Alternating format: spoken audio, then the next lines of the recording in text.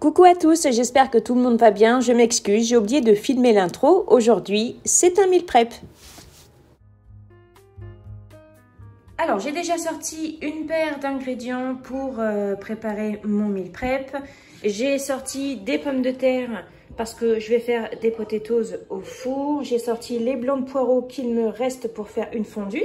Avec le verre, j'ai déjà fait mon bouillon de légumes.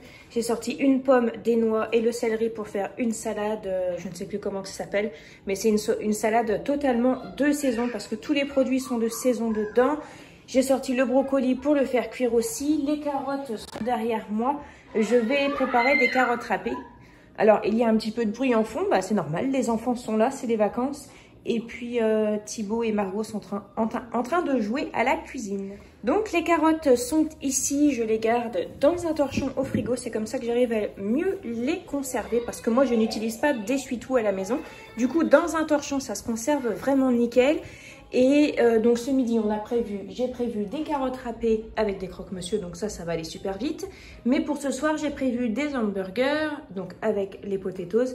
Mais je vais déjà commencer à préparer la pâte pour faire les hamburgers parce que c'est ce qui va être le plus long. Donc ça, c'est la recette que j'utilise pour faire mes buns.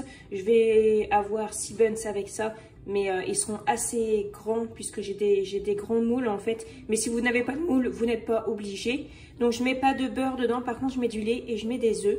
Après on peut faire des buns pour les hamburgers juste avec une pâte à pain. C'est vous qui choisissez, mais moi c'est cette recette que j'utilise. De la levure déshydratée, je l'ajoute, je la délaye dans mon lait. Alors le lait je l'ai fait un petit peu tiédir. Donc vous pouvez faire pareil si vous voulez un petit peu accélérer la préparation. Par contre, le lait, vous le faites tiédir au micro-ondes si vous voulez, pas trop chaud. Par contre, ne faites pas cuire la levure avec le lait. Donc, on fait tiédir le lait et ensuite on met la levure. Je le dis, c'est parce que régulièrement, quand j'ai des remarques en fait à propos des recettes que je propose et on me dit ça n'a pas levé, mais en fait, la levure, ça reste assez délicat, hein, donc il ne faut pas faire n'importe quoi avec, il ne faut pas la mettre dans un lait trop chaud, il ne faut pas la mettre en contact du sel et surtout il ne faut pas la faire cuire au micro-ondes. Donc voilà, c'est la petite précision pour être sûr que ça ne foire pas. Dans mon batteur, j'ai déjà ajouté la farine, le lait, l'eau et donc la levure. J'utilise le crochet. Si vous n'avez pas de batteur, vous pouvez tout à fait le faire à la main. Ce sera un petit peu plus long. Et puis ça vous fera faire les muscles. Là, je vais lever le bol et ensuite je mélange doucement, pas trop fort. Voilà. Une fois que ça commence à être, voilà, à peu près comme ça, c'est là où je vais ajouter l'œuf. Une fois que l'œuf sera bien incorporé, j'ajouterai le sel. Alors, je fais une petite pause dans le pétrissage pour vous ajouter un petit détail aussi. Des fois, on peut avoir l'impression que la pâte aurait besoin de plus d'eau ou plus de farine. Mais je vous conseille d'attendre vraiment que ce soit vraiment bien mélangé avant de rajouter quoi que ce soit. Parce que tant que les ingrédients ne sont pas tous bien incorporés, le mieux c'est de ne rien ajouter et donc d'attendre en fait. Parce que c'est ce que je pensais aussi au début. Je me suis dit, tiens, il va falloir que je rajoute du liquide. Mais au final, je ne pense pas. Bon, c'est reparti.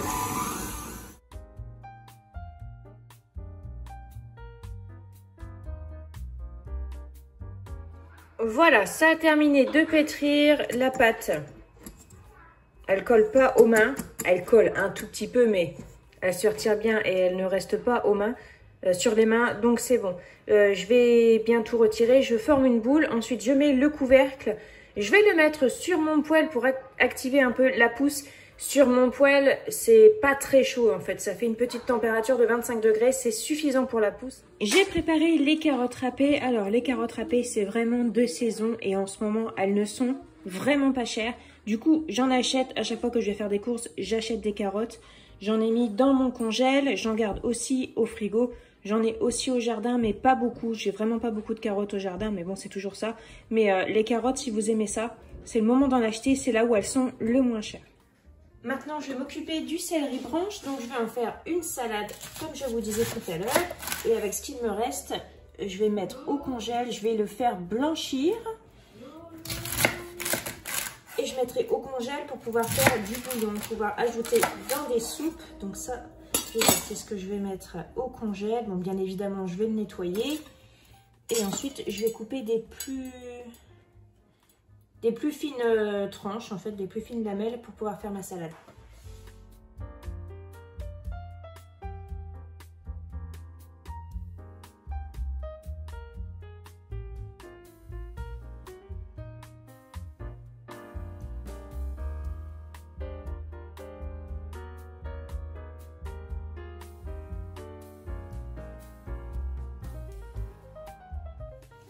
Alors maintenant, je vais couper les petites lamelles pour la salade. Donc ça, par contre, ces tiges-là, je les ai bien lavées. Alors là, le céleri que je vais mettre au congèle, en fait, je ne fais pas de bouillon tout de suite parce que j'en ai déjà fait il y a quelques jours. Et comme je le congèle dans des bocaux, je ne le congèle pas dans des bacs à glaçons, en fait, parce que c'est pas un bouillon concentré, c'est juste l'eau dans laquelle on cuit les légumes. Du coup, si je mettais ça dans des bacs à glaçons, bah, pour avoir une bonne dose de bouillon, il faudrait que j'utilise un bac à glaçons complet pour mes recettes. Du coup, je vois pas trop l'intérêt. Du coup, là, j'en ai déjà au congèle du bouillon. Et le céleri que je vais mettre au congèle là, eh bien, ça me servira tout au long de l'hiver parce que c'est vrai que ça se garde pas très longtemps comme ça. Et j'ai regardé sur internet, ça se congèle bien. Par contre, il faut blanchir, bien évidemment. Les légumes verts, en général, il faut quand même les blanchir pour que déjà ça garde la couleur. Bien que la couleur, c'est pas le plus important, on va dire, mais c'est surtout pour garder les vitamines. Donc ça, c'est bon. Et ensuite, le bouillon que j'ai fait, je vais vous le montrer.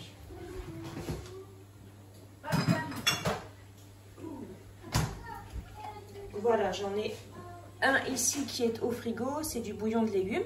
Donc dans ce bouillon-là, j'ai mis de l'oignon, carottes, pommes de terre, branches de céleri, sel, poivre et des poireaux, et les verres de poireaux en fait. J'ai fait cuire les légumes et j'ai récolté le jus tout simplement. Donc il n'y a pas de matière grasse dedans, il n'y a pas eu de viande dedans, c'est pour ça que c'est clair comme ça.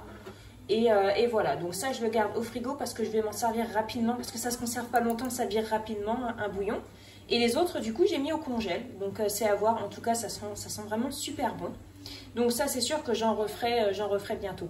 Après un bouillon c'est tout simple, j'en avais parlé sur Instagram et on m'a demandé je peux avoir la recette, mais en fait faire un bouillon de légumes c'est tout simple, tu mets des légumes à cuire dans l'eau, avec du sel, du poivre, du thym, du laurier, avec ce que tu as, et tu récoltes l'eau en fait.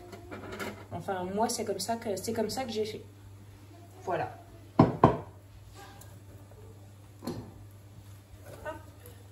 Donc là la salade que je suis en train de faire, c'est une salade, il n'y a que moi qui vais en manger. Hein. J'en ai déjà proposé l'année dernière, mais c'est pas ce que les enfants préfèrent, surtout mon homme. Mon homme, alors le céleri, il a horreur de ça. Et c'est tellement bon. Moi le céleri, j'adore l'odeur. Que ce soit le céleri rémoulade ou le céleri en branche comme ça sent trop bon. J'ai des petits morceaux comme ça, un petit peu fanés. Hop, voilà. Bon, maintenant je vais faire la... Donc dans cette recette, je vais ajouter aussi une pomme. Alors c'est avec fierté que je vous présente une des pommes de mon jardin. Donc je vais l'éplucher, je vais la couper en petits cubes et puis je vais l'ajouter dedans. Alors j'ai haché les noix, alors j'en ai mis que 2 finalement, ça sera suffisant. Donc les noix, elles viennent du noyer de mon voisin qui m'en a apporté hier soir justement, très gentiment. C'est vrai que les noix, ça coûte très cher dans le commerce. Alors si vous avez des noyers sauvages dans le coin, n'hésitez pas à les glaner. Par contre, ce qui est cool, c'est d'en laisser aux autres. Donc si vous voyez 15 kg de noix, ramassez pas tout si vous n'allez pas tout utiliser. Ce qui est cool, c'est d'en laisser aux autres ou d'en ramasser pour distribuer à vos voisins. C'est bien de penser un petit peu aux autres. Donc là, j'ai mis tout ça dedans. Maintenant, il faudrait mettre des cubes d'emmental. Mais moi, j'ai pas d'emmental en fait en bloc pour faire des cubes. Donc, qu'est-ce qu'on fait dans ces cas-là? Est-ce que je retourne faire des courses pour acheter des cubes ou est-ce que je me débrouille? Je vais me débrouiller, j'ai du gruyère râpé, enfin de l'emmental râpé, je vais mettre de l'emmental râpé, c'est pas grave. Ça fera moins joli, mais c'est pour moi. Et puis, moi, ce que je vais ajouter dedans aussi, c'est des petits lardons revenus à la poêle, parce que j'aime beaucoup ça avec. Et après, je ferai un petit assaisonnement, tout ça. Alors, ça, c'est le trognon du brocoli, que je vais garder aussi, je vais le mettre au congèle pour faire un bouillon. Ça apportera des légumes, ça évitera d'être gaspillé, même si de toute façon il finira à la poubelle. Mais voilà, ça je vais le mettre aussi dans mon sac pour le bouillon. Et voilà, ma petite salade est prête. J'ai mis du poivre, de l'huile et du vinaigre dedans. Donc dedans on a du céleri branche, des petits lardons, des noix hachées finement, des petits morceaux de pommes et du coup j'ai mis du gruyère râpé plutôt que des cubes de fromage que je n'avais pas. Voilà, ça c'est super bon, c'est super croquant, c'est très automnal, c'est très frais, mais c'est très automnal. Alors maintenant, je vais préparer les poireaux pour faire ma fondue de poireaux. Je vais les couper déjà comme ça.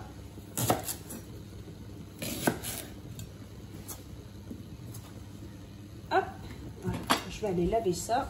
Donc là, vous allez voir peut-être un petit peu de fumée qui s'évacue par là-bas, c'est normal. C'est le brocoli qui est en train de cuire. Et donc, pour la fondue de poireaux,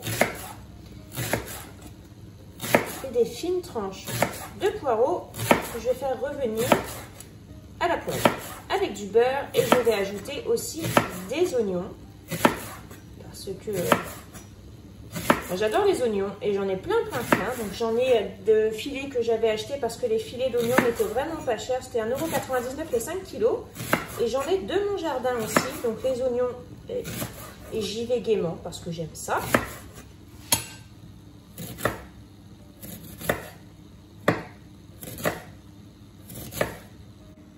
Voilà, tout ça c'est prêt pour la fondue de poireaux.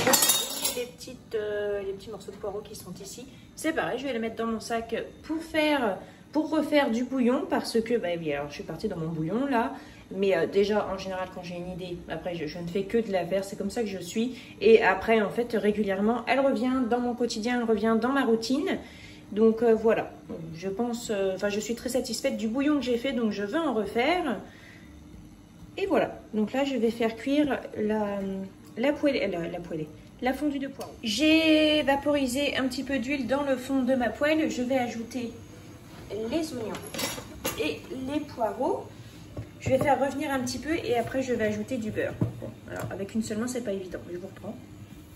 Voilà, alors la fondue de poireaux, j'ai mis le couvercle. Mince. Alors ça a un petit peu doré, mais c'est parce que en fait je suis partie aider Thibaut. Et j'ai laissé le feu vif comme il était. Donc normalement c'est pas censé être doré, c'est censé juste être fondu. Bon, c'est pas grave, c'est pour moi, c'est pas parfait, c'est pas grave et c'est normal. Donc voilà, maintenant je laisse cuire, mais par contre je vais baisser le feu histoire que ça ne dore pas plus. Donc voilà, je vais le mettre à 3. Je vais laisser cuire comme ça, doucement. Et ensuite j'ajouterai une cuillère à soupe de crème fraîche avec une cuillère à café de moutarde. C'est comme ça que je l'ai fait la dernière fois, c'était juste excellent. Pour les poireaux, c'est pareil, c'est vraiment le moment où les poireaux sont le moins chers. Alors, si vous n'avez pas de jardin ou si vous n'avez pas cultivé de poireaux chez vous, comme pour moi par exemple, je n'ai pas cultivé de poireaux cette année, achetez des filets, par exemple à Leclerc, samedi quand nous y sommes allés, il y avait le filet de 2 kg pour moins de 3 €, ça faisait vraiment pas cher. Je pense que ça va même encore continuer à baisser. Ils étaient vraiment très beaux et c'est pas mal en fait pour faire du stock pour l'hiver. Vous les achetez, vous les coupez en tronçons, vous faites blanchir, vous faites bien sécher, vous mettez ça dans un sac congèle ou dans ce que vous avez pour congeler et vous avez des poireaux pour tout l'hiver et vous les avez achetés qu'une seule fois. Donc si vous avez de la place, c'est le moment de faire des réserves et c'est ce que je ferai la prochaine fois que j'irai faire des courses. Bon, ça a vraiment bien doré, hein, mais c'est pas grave, moi j'aime bien aussi quand c'est doré comme ça. Donc là, je vais ajouter la crème fraîche avec de la moutarde. Voilà, alors c'est prêt. Je vais laisser encore continuer de mijoter quelques minutes. Après, je vais transférer dans un plat. Alors, j'ai dit les poireaux à Leclerc. Il est bien évident que je ne vous dis pas, allez acheter vos légumes à Leclerc. Vous les achetez où vous voulez. Chez le producteur, si vous voulez, vous faites comme vous voulez. Moi, je ne les prends pas chez le producteur. J'ai un producteur dans le village à côté de chez moi. Je les apprécie beaucoup, j'aime beaucoup leurs produits. Par contre, au niveau des poireaux, il y a peu de blanc et beaucoup de vert. Et comme vous le savez, moi, le vert, enfin, j'aime pas ça du tout. En fait, le manger, je n'aime pas ça du tout. Je me sers du vert pour faire mon bouillon ou pour mettre dans les soupes et encore avec parcimonie. Parce que vraiment, le vert, on n'aime pas ça. Mes poules n'aiment pas ça non plus. Donc voilà, je trouve dommage d'acheter beaucoup de poireaux. Le prix est à peu près pareil, peut-être un petit peu plus élevé. Ça ne me dérangerait pas de payer un petit peu plus pour aider un producteur. Mais clairement, il n'y a pas assez de blanc pour moi. Donc du coup, je préfère les acheter à Leclerc. Mais enfin, à Leclerc ou ailleurs. Mais enfin, je veux pas que vous croyiez que je vous ai dit achetez-les en grande surface et pas chez les producteurs. C'est pas ça du tout que je voulais dire. Les brocolis, c'est cuit. Donc je vais les mettre dans une boîte aussi pareil. Et on va les manger comme ça. Juste avec un petit peu de sel dessus et un petit peu de beurre. Et c'est comme ça qu'on va les manger. Je vais pas les intégrer dans une préparation. Parce que les enfants n'aiment pas le brocoli. Donc je vais leur proposer une petite fleurette de brocoli. Qu'est-ce qui se passe? Tu n'aimes pas l'odeur non plus qu'il y a dans la maison? Ça sent les poireaux avec les oignons. Tout le monde trouvait que l'odeur sentait très bon. Quand je leur ai dit ce que c'était, bizarrement, ils n'aiment plus. Et comme Thibaut a dit Berck, eh bien Margot fait exactement la même chose. Donc qu'est-ce que je disais? Oui, donc pour les enfants qui n'aiment pas trop les brocolis, je vais leur proposer une petite fleurette dans leur assiette avec le reste de ce qu'on mange pour qu'ils mangent au moins une petite fleurette. Mais si je le mélange à un plat, ça va pas le faire et ça va être la crise à la maison. et j'ai pas envie qu'il y ait une crise à la maison. Pour le céleri, une fois qu'il avait blanchi, c'est-à-dire il a bouilli pendant 1 minute, je l'ai égoutté et je l'ai passé sous l'eau froide pour arrêter la cuisson. J'ai égoutté et là maintenant, je vais le sécher au torchon pour qu'il soit le plus sec possible quand je vais le mettre dans le sac. Parce que si je laisse comme ça, clairement, vu comment c'est détrempé, une fois que ça va être congelé, ça va faire un gros bloc et je vais pas pouvoir portionner. Et donc le but en fait, c'est bien de pouvoir portionner. Donc du coup, je vais l'essuyer le plus possible. Alors il y a des petits morceaux comme ça. On pourrait croire hein, que c'est de la terre, mais c'est pas de la terre, c'est juste un petit peu taché. Et bon, moi je le garde. Hein. Enfin, vous voyez par exemple là, c'est beaucoup plus flagrant. Mais mince, focus. Voilà, mais c'est pas de la terre, en fait, c'est juste un petit peu taché. Et moi, ça me dérange pas du tout de mettre ça, en fait, hein, parce que on est trop habitué à avoir des légumes parfaitement calibrés, tout nickel. Voilà, moi, ça, je laisse.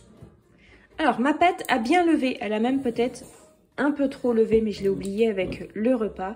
Donc là, je vais la dégazer, je vais faire une boule. Je vais peser cette boule et je vais la diviser en 6. Et ça me fera le poids pour mes buns.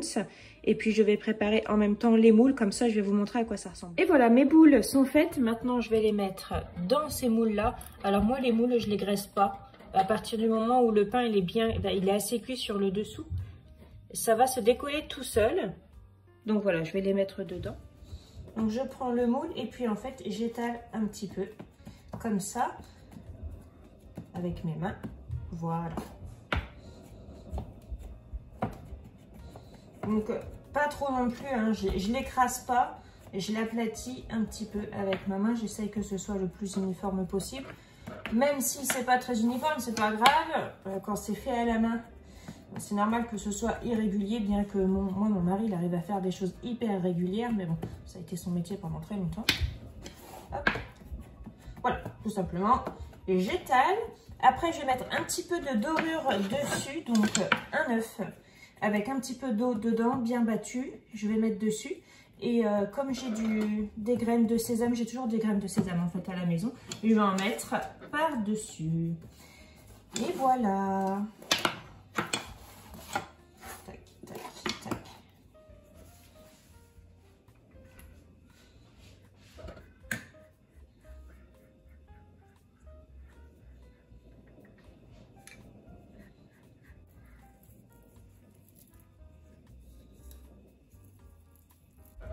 Voilà, j'ai mis la dorure et les graines de sésame sur le dessus. Bien évidemment, si vous n'avez pas de graines de sésame et si vous avez autre chose, vous mettez ce que vous avez. Et puis si vous n'avez pas du tout de graines de sésame, eh bien vous ne mettez rien du tout. Maintenant, ça va retourner à pousser et ce coup-ci, je mets un torchon propre sur le dessus.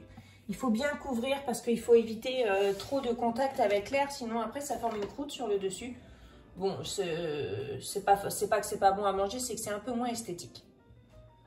Pour aller avec les burgers de ce soir, je vais faire donc des petites pommes de terre au four. On pourrait dire ça potatoes. Donc je les coupe comme ça à peu près.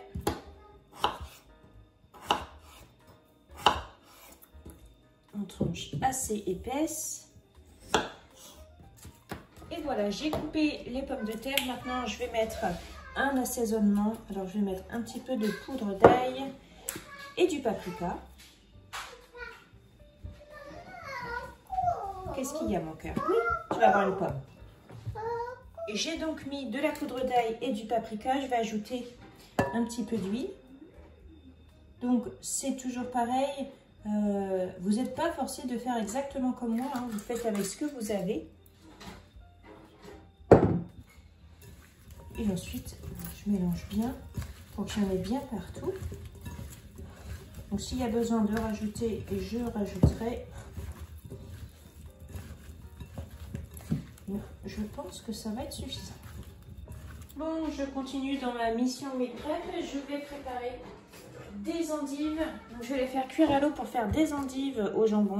Donc, des endives en gratin au jambon. Tac. Donc, je retire le trognon, pour pas dire un autre mot, parce que moi, clairement, j'appelle ça par un autre mot.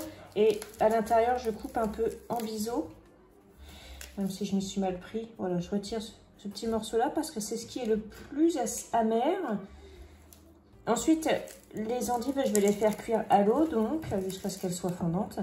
Et ensuite, je vais préparer une béchamel. J'enroule mon endive dans le jambon et je mets de la béchamel par-dessus. Donc, une béchamel bien assaisonnée de sel et de poivre.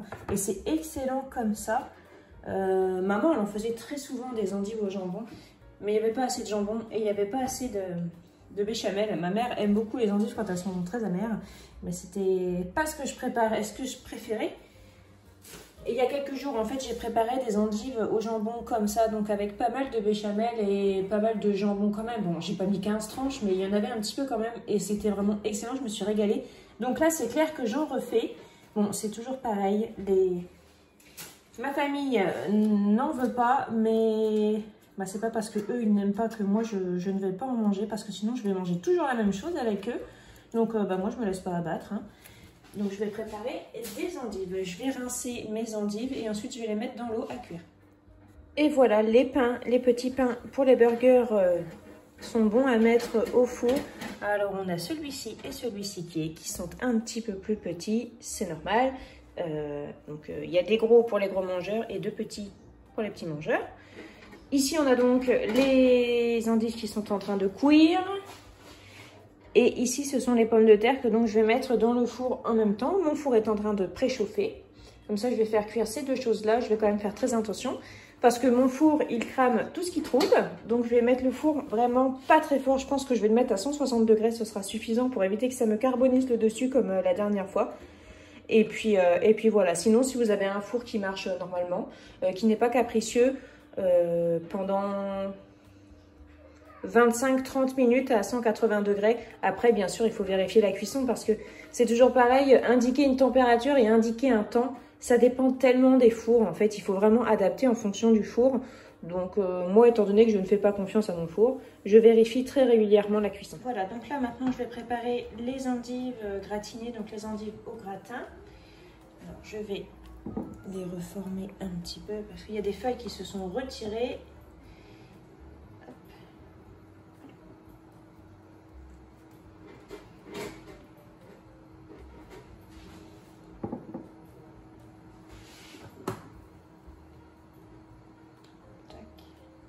Donc les petites feuilles qui sont tombées à côté, je vais les mettre aussi, bien évidemment.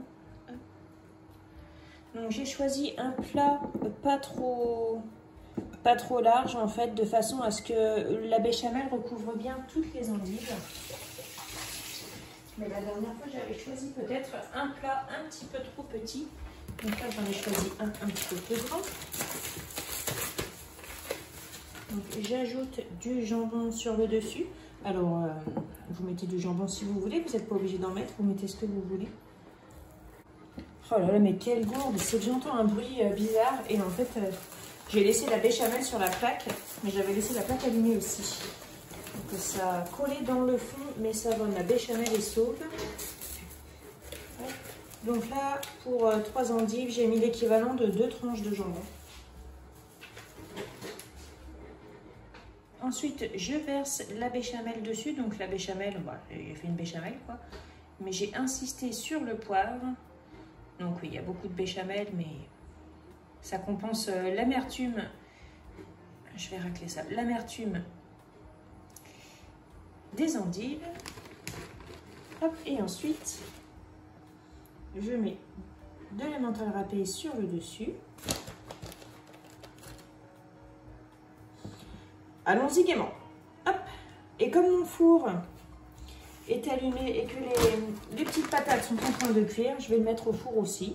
Comme ça, j'aurai plus qu'à réchauffer après. Quoique, bon, tout est déjà cuit, mais là, au moins, ça va gratiner. Et voilà, les pommes de terre sont pré-cuites et les pains burgers sont cuits aussi. Il ne reste plus que le gratin qui est en train de gratiner au four et j'ai terminé pour aujourd'hui. Donc dans les hamburgers ce sera tout simple, hein, je vais les couper en deux. Je vais mettre du ketchup et de la mayo selon ce que la famille veut. Ensuite j'y mettrai un steak haché, de la salade, j'ai des oignons frits que je mettrai certainement dedans aussi. Qu'est-ce que j'ai d'autre? J'ai des pickles que je mettrai dedans selon les goûts. Donc pour Valentin et moi, les autres n'aiment pas. Mais voilà, je vais faire selon les goûts de tout le monde. Et puis je pense que la photo des burgers, je pense que la photo se retrouvera sur Instagram et sur Facebook. Et voilà, c'est tout pour moi pour aujourd'hui. Ah, c'est déjà bien parce que j'ai passé un sacré temps. J'ai commencé en fin de matinée et là on est en fin d'après-midi. Enfin en fin d'après-midi, il est 16h44. Ça m'a pris beaucoup de temps, mais bon, j'ai pris une pause pour manger, j'ai fait des pauses pour être avec les enfants.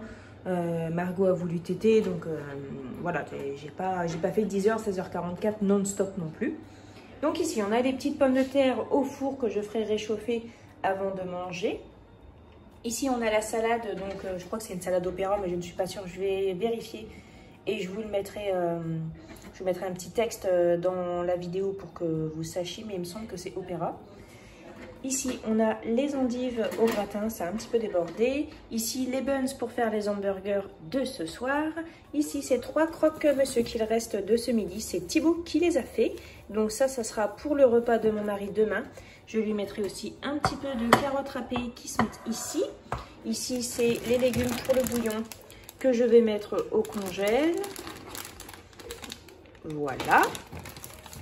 Ici, la fondue de poireaux, ça je vais couvrir, hein. C'est parce que j'ai pas de couvercle pour ça, ça c'est une assiette creuse à la base et celui-ci, le couvercle a disparu. Ici, on a les brocolis et en dessous, j'ai fait cuire du riz. Et voilà, donc je vais mettre tout ça au frigo et ensuite je vais vous montrer ce que j'ai dans mon frigo parce que j'ai des restes d'hier par exemple et je voudrais vous les montrer. Donc ça reste dehors, c'est pour ce soir. Ça, j'attends que ça refroidisse avant de mettre au frigo. Et voici mon frigo. Donc ici on a des yaourts à gogo, à gaga. Pour mon anniversaire, je me suis fait une wishlist et je voudrais une yaourtière, mais alors je voudrais genre la multidélice. Bon, je ne suis pas encore arrêtée, mais j'aimerais ça. Pour mon anniversaire, donc j'en ai parlé sur Instagram, hein. Ça c'est un cadeau que je vais me faire parce que je compte sur personne pour me faire mes cadeaux, donc je vais commencer à économiser pour me l'offrir. Donc en attendant je fais mes yaourts. J'ai une yaourtière mais elle est toute simple et clairement ça revient aussi cher en fait de faire ses yaourts soi-même que de les acheter tout faits, donc c'est pour ça que voilà. Et surtout ce genre de yaourt là je ne peux pas faire avec ma yaourtière, je peux faire que des natures ou des à la confiture. Ici on a donc ce que j'ai préparé aujourd'hui. Ici, ce sont les pickles que j'ai achetés. J'ai acheté à Lidl, il faisait une semaine américaine. Alors, j'avais acheté pas mal de trucs. C'est aussi avec ça que j'ai pu faire mes hot dogs que j'ai publié sur mon TikTok. Ici, on a les croque-monsieur pour mon mari. Derrière, c'est les steaks hachés pour ce soir. Je suis en train de compter, mais oui, il y en a bien 6. Derrière, il y a de la charcuterie. Ici, c'est la salade, donc dans le plat vert. Et en dessous, c'est le hachis qui me reste d'hier soir. J'avais fait un hachis avec les légumes du bouillon. Et puis, il me restait un restant de rôti du congèle et du poulet que j'avais fait butter chicken avec la sauce que j'avais acheté chez Noz. Donc, j'ai coupé en morceaux et j'ai haché et j'ai fait ça. Et c'était excellentissime. Tout le monde en a mangé, donc je suis super contente. Ici, j'ai une pâte feuilletée, j'ai des endives, la salade, les carottes, une boîte de lardons, des knackis et du cheddar en tranches. Donc voilà ce que j'ai dans mon frigo. Et voilà, ça va être la fin de cette vidéo. Alors je m'excuse pour ma tête, mais aujourd'hui c'est pas la grande forme. Je suis un peu barbouillée, donc je suis un peu palote et du coup, voilà. Et je me suis pas mis de coup de maquillage, je me suis même pas mis de coup de peigne parce que je savais que de toute façon je ne serais pas sortie aujourd'hui. C'est vraiment pas la grande forme, mais ça va encore. Je tiens le bon bout, mais c'est pas ouf, quoi. Voilà, donc cette vidéo est terminée. J'espère qu'elle vous aura plu. Je vous souhaite de passer une très bonne journée et on se retrouve très bientôt. Salut!